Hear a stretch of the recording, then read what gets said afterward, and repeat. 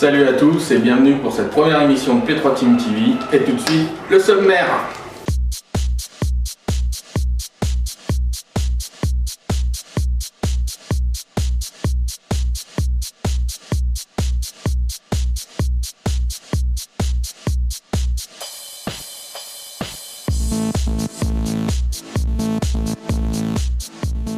Salut à tous, donc nous allons commencer avec notre cher extraternet sur un point de vue et un retour global sur God of War.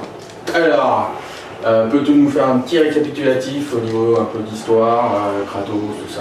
Ouais, Kratos dans ce troisième volet, il vient prendre sa revanche, donc avec l'aide des titans, il vient botter le cul aux dieux de l'Olympe. Oui, c'est un effet, mais il botter le cul. Oui, peut-être pas que ça non plus, mais... Donc, toute la mythologie passe, la plupart des dieux, Zeus, Poséidon, Hadès, mention spéciale quand même pour Zeus. Les titans, tout le monde y passe, donc voilà, je raconte pas trop non plus l'histoire pour éviter de spoiler. Ceux qui ne l'ont pas encore acheté, car il va y en avoir. Mais c'est un jeu à avoir dans sa ludothèque. Ouais, c'était le mot.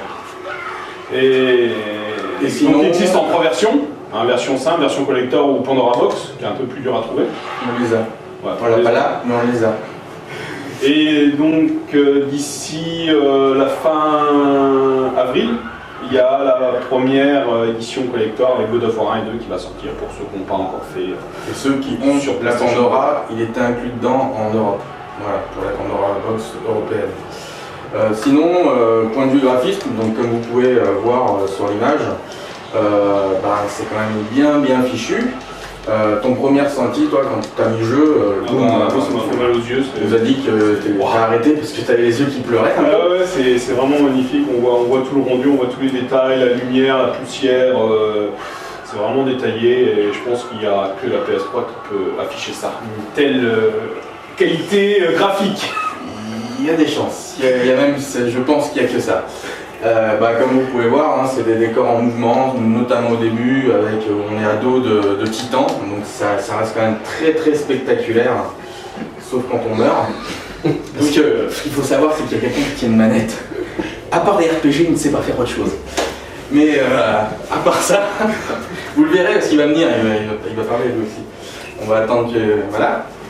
Et il n'y a aucune cinématique dans le jeu, je veux dire, tout est en temps réel, donc c'est vraiment que le moteur du jeu et c'est magnifique, tout bouge, tout... C'est vraiment sublime, avec vraiment du très gros travail sur le personnage principal Kratos, en termes de modélisation, d'animation, que ce soit facial, quand il est en colère, on sait qu'il ne faut pas l'emmerder. Les voix sont très bien gérées. Les voix françaises collent bien au personnage. Oui, comparé à certains sites qui disent que les voix sont tachées françaises, faut pas. Pour une fois qu'ils les font vraiment bien, c'est quand même à souligner. Et comme vous pourrez voir, Poséidon, c'est le premier à se faire voter Voilà. Par contre, c'est vraiment un jeu, ils mettent 18 ans, mais c'est vraiment... Parce qu'il y a du gore, on voit des tripes, on voit du sang, des têtes qui explosent. Il y a des scènes chaudes. Il y a des nez qui touchent l'arrière de la tête. Il y a des scènes chaudes. Dedans aussi. Alors on est obligé d'y passer. Dans le 1, on passe devant. Dans le 2, c'est un peu caché. Mais dans le 3, on est obligé de le passer. On est obligé de passer devant. Donc, vous n'êtes pas obligé de le faire, mais vous êtes obligé de passer devant. Voilà, on voit tous les détails, des muscles et tout, qui sont vraiment bien animés. Le jeu a une durée de vie quand même... En facile, une dizaine d'heures. Honnête pour un beat'em all. Ça reste quand même une dizaine d'heures pour du facile. Ceux qui veulent tenter le mode titan, ça c'est un message personnel pour quelqu'un de la team. Il va voir que c'est pas c'est assez difficile. Et vous avez un mode KO qui, alors là, s'il y en a qui viennent s'inscrire sur play3team.com, parce qu'on les félicitera. Il y a des modes qui sont débloquables. Oui. Donc il y a le mode défi. Donc vous avez 8 défis de mémoire c'est du style tuer 50 ennemis avant un temps imparti sans les faire toucher le sol ou un truc comme ça. Et vous avez, une fois les modes défis finis, le mode arène.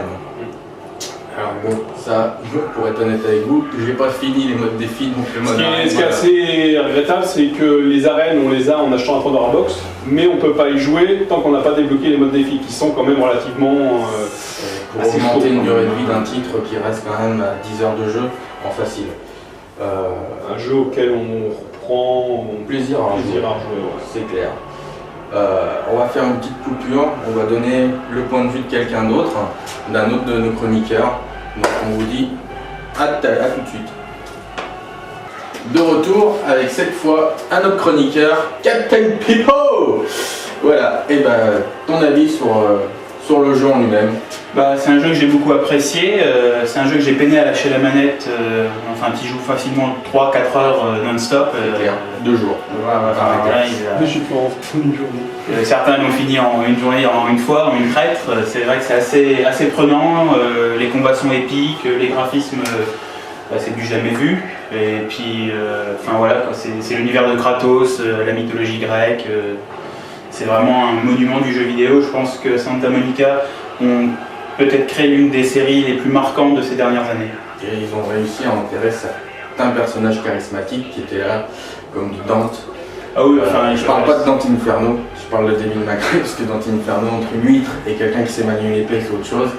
Mais sur Devil May Cry, Bayonetta, pour moi, voilà, il n'y a rien, à part une nana qui dandine du cul. Donc ils ont vraiment réussi à placer quelque chose d'intéressant. Et un personnage où quand on joue avec, on sent toute la puissance, quoi. Non, c'est totalement ça, c'est vraiment... je pense que peu de personnages arrivent au niveau de ce qu'ils nous ont montré. Et puis alors, la puissance de la P3 fait que quand on donne un coup de poing ou quand on donne un coup d'épée, on le donne avec lui, quoi. Je veux dire, si vous avez un home cinéma, ça, boum, quoi, ça claque, il y a des grosses basses et ça marche carrément bien. Je suis totalement d'accord avec... À part achetez-le, quoi. Oui, bah, enfin, de toute façon, oui, ça, c'est un achat... Vraiment pour ceux qui aiment la PS3, qui aiment les beat'em all, c'est un achat indispensable. Voilà. Et donc tout de suite, on va passer à la suite. A tout de suite. Alors, on va faire la bouse du mois, le jeu à ne pas acheter, avec notre ami Shark. Ce mois-ci, la bouse du mois, c'est MotoGP, pour ceux qui ne l'auront pas vu. Alors, si les fans de moto attendaient, je pense qu'ils vous le diront tous, il faut oublier. Enfin, rien que la vue intérieure où il n'y a pas de barre au pilote, c'est déjà moyen.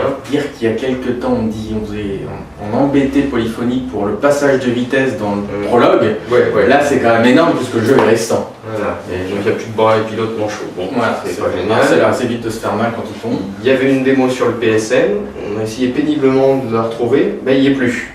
Peut-être qu'ils ont voulu cacher un petit peu leur jeu. Aucun contenu trouvé, c'est pour dire que ça devait être de la balle. Donc c'est vraiment le jeu à oublier. Si vous aviez envie de l'acheter, ne le faites pas, achetez autre chose, il y a plein d'autres jeux, Eviren, si vous ne l'avez pas fait, God of War, il y a plein d'autres jeux. Celui-là, sincèrement, vous passez devant, vous rigolez éventuellement, et puis vous passez votre chemin, je crois qu'on est tous d'accord. Voilà, c'est clair, il faut abandonner l'idée. Voilà. Et on vous dit, salut.